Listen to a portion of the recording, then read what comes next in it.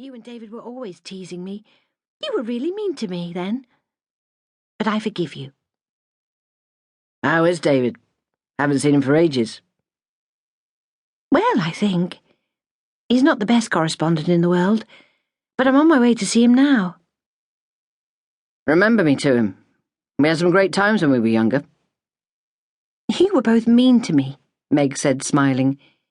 You wouldn't let me join in your games. You said I was a little pest. He grinned. I wouldn't say that now. You're a very attractive young lady, but one with suicidal tendencies, I suspect. Coming out on deck in this weather wasn't perhaps the most sensible thing to do. Another large wave combined with a cross-current made the ship yaw, and Meg had to clutch his arm in order to save herself from falling. I needed some fresh air, she was forced to shout, in order to make herself heard above the din of the water plashing from the paddle wheel and the throbbing of the engines. But I think I've had enough of it for today. He slipped her hand through the crook of his arm. We better go below. I don't know about you, but I could do with a nice hot cup of tea. Clinging on to him, Meg nodded wordlessly, and they made their way slowly and with difficulty towards the companionway. The saloon was packed with disconsolate passengers, some of them looking decidedly green, others deep in conversation, apparently oblivious to their surroundings.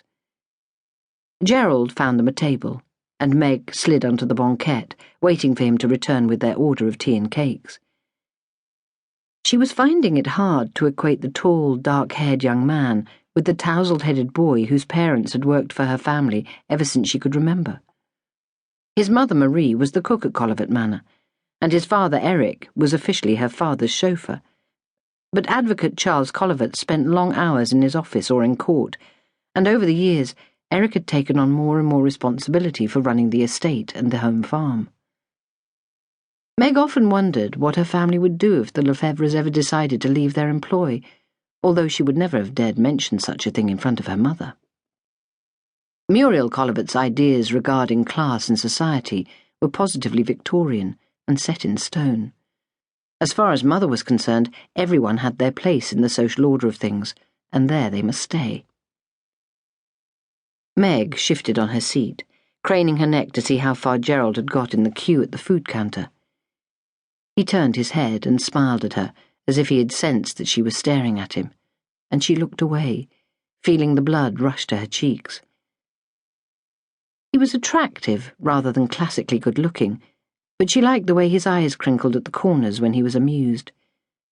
She decided that she approved of this new and mature version of the boy who had been her brother's friend and playmate during the school holidays. His younger sister Simone had never been Meg's favourite person, but she had only occasionally accompanied her parents to work, preferring to stay in St. Peter Port with an elderly aunt who undoubtedly pandered to her every whim, which was why she was so demanding and spoilt. Eventually, and to everyone's surprise, Gerald had been packed off to boarding school on the mainland. David had attended a public school in England, as had most of the sons of well-to-do island families, but it was unheard of for a boy from a relatively poor background to have a private education.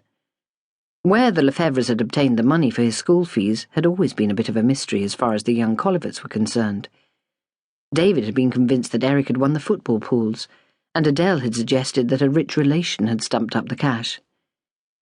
Meg had been thought too young to have any opinion of her own. Being the youngest in the family was definitely a disadvantage.